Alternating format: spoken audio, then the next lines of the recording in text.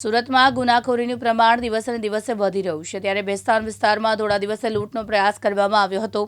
શુક્રવારના રોજ બપોરના સમયે આવેલા 3 ઇસમોએ લૂંટનો પ્રયાસ કર્યો, જેથી દુકાનમાં પ્રતિકાર કરનારા 2 વ્યક્તિની તીક્ષ્ણ હથિયારથી ગળા કાપી 3 પૈકી 2 આરોપી નાસી જવામાં સફળ રહ્યા, જ્યારે એક આરોપી આમિર ઇરશાદ અંસારીની પોલીસે ઘટના સ્થળ પરથી અટકાયત કરી છે।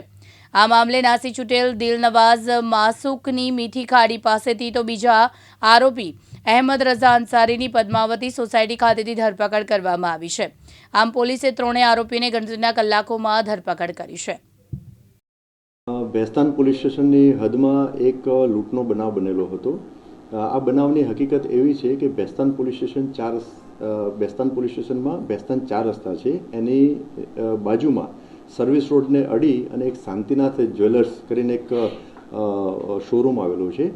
આ શોરૂમના માલિક શાંતિલાલ લાલચંદભાઈ શાહ અને એમનો કારીગર બંસીલાલ ગુર્જર બંને બપોરના સમયે શોરૂમમાં હાજર હતા। તે દરમિયાન ત્રણ ઇસમો એટલે 3 આરોપીઓ પ્રથમ શોરૂમમાં ગયા અને આશરે 10 થી 15 મિનિટ એમને ચાંદીના દાગીના જોયા અને ત્યારબાદ એમની પાસેના હથિયાર એટલે કે 2 છરી હતી, એનાથી બંને જણ ઉપર એટલે કે માલિક શાંતિલાલ અને બંસીલાલ ગુર્જર એ બંને ઉપર હુમલો કર્યો। હુમલામાં બંને વિક્ટિમ એમને ગંભીર પ્રકારની ઈજાઓ થયેલી હતી અને એમને સારવાર અર્થે એપલ હોસ્પિટલમાં ખસેડવામાં આવેલા હતા।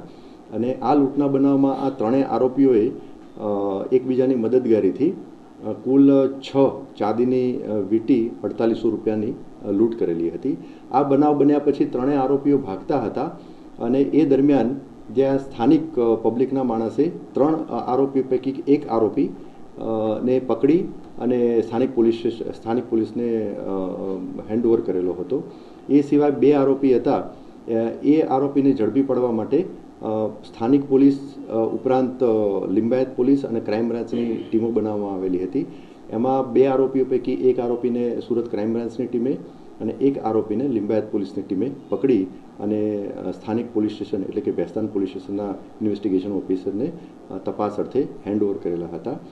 જે 3 આરોપીઓ પૈકી એક આરોપી જેને સ્થાનિક પોલીસને પબ્લિક દ્વારા હેન્ડઓવર કરવામાં આવેલો હતો, એનું નામ છે આમિર ઇરશાદ અંસારી। તે આમ એ સલૂન ધરાવતો હતો, એટલે વાળંદ તરીકે એનું કામ કરતો હતો। એના સિવાય બીજા 2 આરોપી, એમાંથી અહેમદ રઝા સૈદુલ અંસારી અને ત્રીજો આરોપી જે છે દિલનવાઝ મોહમ્મદ માસૂમ શેખ, આ 3 આરોપીઓની તપાસના કામે પોલીસે ધરપકડ કરેલી છે। આ 3 આરોપીઓ પૈકી આમિર ઇરશાદ અંસારી છે એ મૂળ યુપીનો રહેવાસી છે અને એના સિવાયના 2 આરોપી એટલે કે અહેમદ અંસારી અને દિલનવાઝ માસૂમ શેખ એ બંને મૂળ બિહારના રહેવાસી છે, પણ ઘણા વર્ષોથી આ 3 આરોપીઓ સુરત ખાતે રહેતા હતા। આરોપી નંબર 2 એટલે કે અહેમદ રઝા સૈફુલ અંસારી એ ખાતામાં સિલાઈનું કામ કરતો હતો અને જે ત્રીજો આરોપી છે દિલનવાઝ મોહમ્મદ માસૂમ શેખ એ માર્કેટમાં છૂટક મજૂરીનું પણ કામ કરતો હતો અને મિનરલ વોટર ડિસ્ટ્રીબ્યુશનની કંપનીમાં મિનરલ વોટર સપ્લાયનું કામ કરતો હતો। આરોપીઓનો ગુનાહિત ઇતિહાસ અત્યાર સુધીની તપાસ દરમિયાન કોઈ ગુનાહિત ઇતિહાસ જણાઈ આવેલો નથી।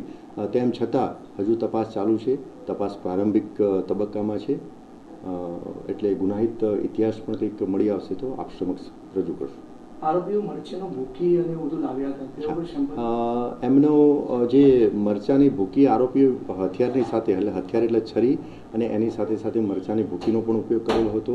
મરચાની ભૂકી લઈને આવ્યા હતા અને એમને મરચાની ભૂકી પણ વિક્ટિમ જે છે એમની ઉપર નાખેલી હતી અને સ્થળ ઉપરથી મરચાની ભૂકી ભરેલી જે પ્લાસ્ટિકની બેગ જે છે એ તપાસ અર્થે કબજે કરવામાં આવેલી છે।